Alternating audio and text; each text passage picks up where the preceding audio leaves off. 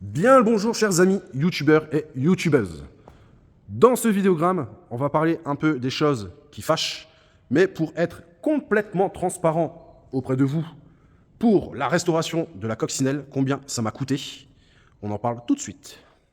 Alors, pour être totalement transparent avec vous, sans preuve à l'appui, parce que bien sûr, je ne vais peut-être pas vous montrer les factures, parce que ça va être trop long et trop fastidieux à cacher la totalité de mon blaze sur toutes les factures. Hein. Donc, j'ai conservé toutes les factures ici présentes. C'est ce qui concerne la coccinelle. Prix d'achat du véhicule. Alors, c'est vrai que ça, vous étiez pas mal à me poser les questions combien j'ai payé la voiture. J'ai toujours dit 5 500 €. J'ai menti. 5 500 €, c'était le chèque de banque que j'avais fait quand je suis parti la chercher. Et en fait, j'avais pris de la fraîche avec moi. Parce qu'en fait, à la base, elle était à 6 000 €. 6 000 € et j'ai réussi à la baisser à 5 700. 5 700 € pour acheter une voiture qui ne roulait pas. Le moteur n'avait pas tourné depuis 8 ans. Alors c'est vrai que le petit moteur coccinelle est assez costaud. J'ai donc bien vérifié que le moteur tournait à sa base là. J'avais pris un cliquet avec une douille, tac. Et même quand vous prenez vos deux mains, que vous essayez de tourner et que ça tourne, c'est que votre moteur n'est pas bloqué. J'avais fait ceci. Donc pour moi, le moteur était bon. Il suffisait juste d'une bonne remise en route. Puis voilà.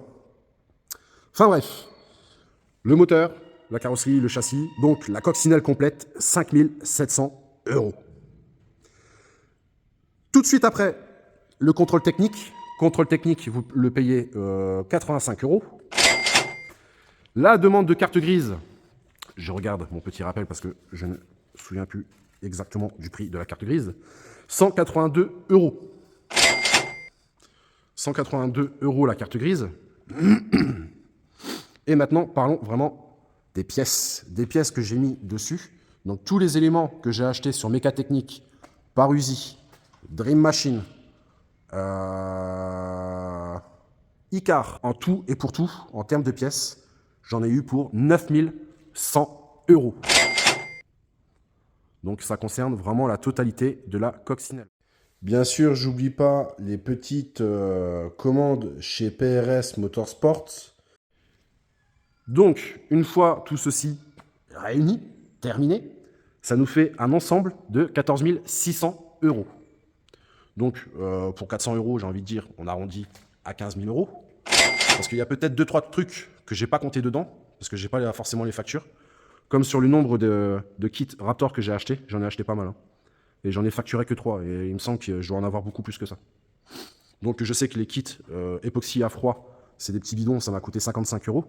Et le kit Raptor 4 bidons en effet granulé, c'est 133 €. Après, le souci, c'est que je ne sais plus combien j'en ai pris. Je sais que j'en ai pris pas mal, mais j'en ai facturé 2 ou 3, je crois. Donc, en tout et pour tout, bien sûr, sans les heures comptées, on est à un peu moins de 15 000 €. Après, si vous voulez savoir un peu les heures que j'ai passées dessus, alors pareil, je les ai marquées. Hein. Chaque journée que je passe, que j'ai passé dessus, j'ai tout marqué. C'est vrai que je n'avais pas fait sur la Golf, j'aurais dû, parce que ça m'intéresse un peu en nombre d'heures que j'ai passé dessus. C'est toujours intéressant de savoir combien j'ai mis de temps pour tout faire. C'est toujours un petit plus. Et sachant qu'un pro, il vous fait payer, je ne sais plus combien de l'heure. Et encore, ça dépend si c'est un T1, T2, T3. T1, c'est vraiment une bricole. T2, c'est moyen. C'est juste un démontage, hors montage. Et un T3, c'est le gros œuvre. C'est comme un changement partiel, etc., etc. Sachant qu'un garage, ça, il vous le facture. Hein, pas mal, quoi. Donc, en mécanique, pour moi, refaire le moteur de A à Z, j'ai mis 108 heures. N'étant pas un pro de la mécanique, j'ai préféré prendre mon temps et je trouve que 108 heures, c'est pas exagéré, quoi. Donc, en voyant un peu comment je me suis débrouillé, bah, c'est pas que j'ai les chevilles qui enflent, mais je trouve que c'est pas trop mal, quoi. Pour un débutant en mécanique, c'est pas trop mal. Châssis. Le châssis, j'ai pas compté, je crois, les heures de démontage de séparation carrosserie-châssis. Je me suis vraiment focus sur le démontage complet du châssis ainsi que la transformation et le remontage. Je suis à 152 heures. Donc bien sûr, il y avait des minutes, mais je les ai arrondis. Hein. J'aime bien les chiffres ronds, donc pour l'instant, c'est 152 heures qui ressort pour le châssis, tout du moins. Après, j'ai dû gagner un peu de temps avec la sellerie, parce que la sellerie, c'est pas moi qui s'en ai chargé. Il faudrait que je demande aux camarades combien il a passé de temps à faire la sellerie. Du coup, ça, je ne l'ai pas compté dans mes heures parce que pour l'instant, j'en sais rien combien de temps il a passé et puis c'est pas moi qui l'ai fait. Putain, les sambons de chez Dream Machine, vieux. Ça sent les neufs là-dedans.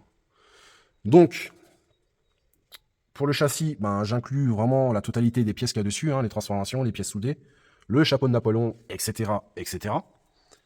Après, la carrosserie plus peinture. Pourquoi j'ai inclus la carrosserie plus la peinture? C'est parce qu'à partir du mois d'août, j'ai arrêté de compter mes heures.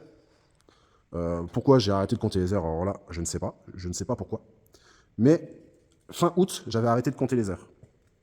Je pense parce que ça m'avait blasé de faire le polissage, lustrage. Donc là, elle est un peu dégueulasse, elle est un peu poussiéreuse, là, faut pas faire gaffe. Carrosserie plus peinture, c'est estimé à 400 heures. J'ai passé 400 heures sur la coccinelle. Donc ça inclut le sablage, ça inclut la pose de l'époxy, l'après-garnissant, les réparations bien sûr avant l'après-garnissant et l'époxy, mais ça m'a pris 400 heures à faire tout ceci.